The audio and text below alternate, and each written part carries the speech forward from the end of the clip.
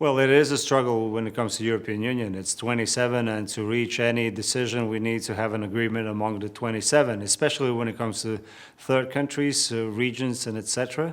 So that is an ongoing struggle.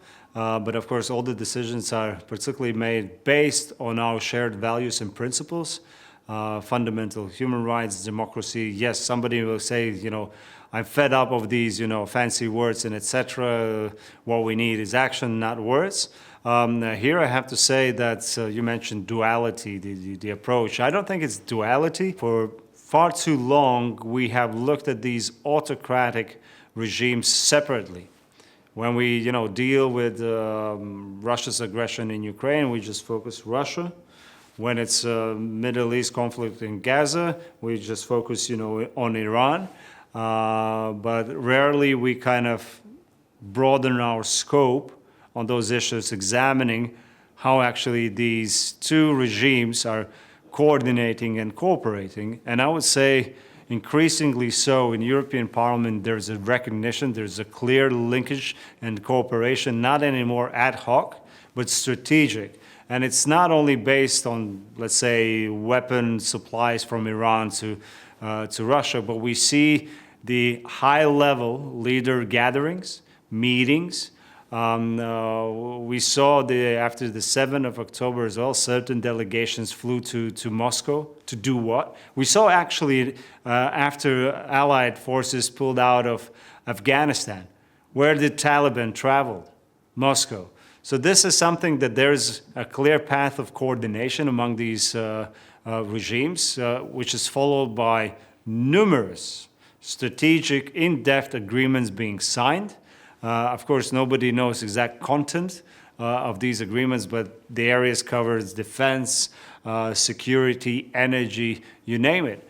And then on top of Russia and Iran, you have China by proxy involved in all these movements and developments. And I think it's very clearly stated, where we fight to keep our rules-based international order. This is something also as a politician I very often get from general public this, what does it even mean? There's conspiracy theories that there is some narrow group of people who have created this rules-based international order. And I always say, look, no, it's actually all of us, the whole world, all UN member states. After the Second World War, seeing what devastation it has brought, what tragedy it has brought to the whole world, that we need to agree on a legal framework, how to engage. And it was the basis of the UN creation, then followed by numerous conventions which regulates mutual respect relations among the countries. So we abolished at that time the principle might makes right? So that even a small nation has a saying, it has a right, and so on. So what we see right now, the autocratic regimes, I have to say, already have succeeded to challenge or to somewhat damage the rules-based international order. By Russia's war of aggression in Ukraine, the act of aggression that is forbidden by the UN Charter. We see Iran with its proxies waging a war on Israel. That is another clear violation of any international standards that the international community has agreed upon. And what we see that this destabilizing multilateral world, which is based on mutual respect and engagement, they actually weaponize this multilateral world by waging these alliances that are not based on those cherished values and principles. And this is the challenge that we recognize in European Union. This is when we say we have to preserve the rules-based international order. We cannot allow for crimes to go unpunished. So here in the case of the war crimes that Russia has committed and continue to commit in Ukraine. And this is everything very much connected. Where I have my skepticism is on decisiveness, to act. See, I almost said the word that is constantly the symbolic action from Europe. It's reaction. We get hit in the nose, yes, then we react, and not react with strength and force, but in kind of, okay, what should we do not to escalate more this violence? Like getting more punched, right? And this is kind of a silly loop that we have created, and we need leaders in Europe that can clearly break this kind of mindset of the EU policymakers. So there is a tectonic shift happening. As I said, Europe is a complex animal, if I can use the word animal. And at any change, there is a clear, swift recognition we need to change, but the change takes time. I wish that all the capabilities when it comes to defense, security, that we have uptaken right now with words, that we would achieve in weeks' time really in action. But that is a clear signal that naivety, I would call it, is losing in European policymaker minds, and that is good. And the realistic approach of our adversaries is something that is taking a moment. Of course, it is hard for the Europe to break the paradigm that for 3 decades we've been facilitators of peace, stability, development assistance, and so on. But what we can see, some countries, some regions have taken advantage of this, not in a good way, abusing the development assistance. Well, let's talk about Gaza. Hamas. Europe supported, in their billions in support of reconstructing Gaza. Then just to find out that certain water pipes that we provided were actually turned into rocket launching equipment. So this is something where a lot of reflection is ongoing in the European Union, in the European Parliament. But there is increasing acknowledgement that enough with words, we need to act. So both also investing in our own security and defense that we have been lagging behind for years, and that appeasement policy, because I see that we have the strategic ambiguity and appeasement. And I said yesterday as well that is Europe's liability. That is our own fault. That is something that we have to really step up. It's same when it comes to Israel, when it comes to Ukraine, Iran and Russia. There will always be useful idiots that will be exploited by autocratic regimes through different tools, information warfare, manipulation, intimidation, you name it. And I don't think that there is an anti-Israel notion in the European Parliament. On the contrary, there are minority political groups that are loud, but they're not in majority to call the shots, and I don't think there will be.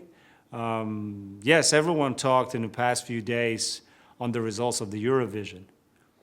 Somebody might think, okay, there's already conspiracy theories that the results were rigged and so on, and why? Because according to the expert vote, to the popular votes, the winner was Israel, right? And it's hard to digest for those ultra-liberal leftist poison minds to accept that, no, that's a reality, that actually what you have built for the past years, this bubble, that it's actually not representing the silent majority of the European citizens and their support to the State of Israel. So this is something that is for them, I guess, too hard to digest. I come from Latvia. Latvia's people are staunch supporters of the State of Israel, its right to defend itself. And we have the minority groups really in their dozens, not in their hundreds even, dozens, constantly going out shouting ludicrous things that they don't even register what it means, like from the river to the sea, Palestine will be free. But, at a certain point, we lose the tolerance to these things as well. If you go out now in Latvia and shout out these slogans in the public gathering, it's equivalent as war propaganda. And this is something that we have also a criminal code to which you can get a criminal fine as well. So there is freedom of expression, freedom of speech, but we're going to fight hate crime whenever it's happening, whenever it's surfacing. And this is something that Europe needs to stand up. The increasing anti-Semitism, it's really there. And it's not that there is some grassroots that's now are, echoing. No, it's because of easily exploited by the autocratic regimes, our free democratic societies that fall into those traps that are being put out on social media through different campaigns. I can give you an example. Sweden, they're facing a huge issue when it comes to migrants. There's a huge change as well. In past 2 decades, they're abolishing so far the policy, almost, everyone is welcome. They actually, at some point, armed forces publicly acknowledged they have lost the fight on the gang violence when it comes to migrant population in Sweden. And coming back to how this is exploited by autocratic regimes, I guess you heard the cases of public Quran burning. And of course it's investigated, and there is a conclusions by the Swedish intelligence services that behind those activities was actually IRGC, and Danish guy with no other background sentiments or, anti-Muslim even, is traveling from Denmark to Stockholm to go out in public and burning Quran. And it coincides with the time when Sweden applied for NATO membership. So this is again, and you might ask, in whose interest is for Sweden not to be part of NATO? It's Russia. So it's Russia is not conducting or orchestrating these actions. They ask their new partners to do their bidding. So our IRGC have their own network of agents in Europe. And this is something where our security services, this is where I keep saying that EU member states have to cooperate with Israel, not when it comes only on the startups and tech and economy, but also security. Knowing your Israel's experience and also the quality of intelligence, it can benefit to counter the axis of autocrats targeting our democratic societies.